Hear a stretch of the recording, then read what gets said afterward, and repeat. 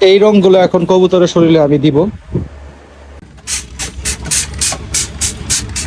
দেখেন এইভাবে আমরা রং করে দিচ্ছি কবুতরকে,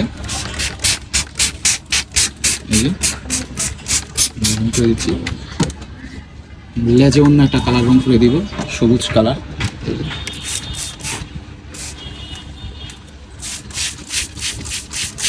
লেজে সবুজ কালার রং করে দিলাম।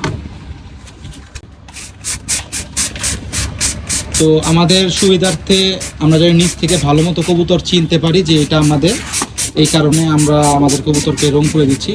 এই রঙের কারণে আসলে বাজ পাখিও দূরে থেকে কবুতর একটু ভয় পায়। আই থিঙ্ক তার সত্যতা আসলে তেমন আমি বলতে পারি না, কিন্তু আমার এখানে একটু হেল্প হচ্ছে, এই কারণে আমি দিচ্ছি।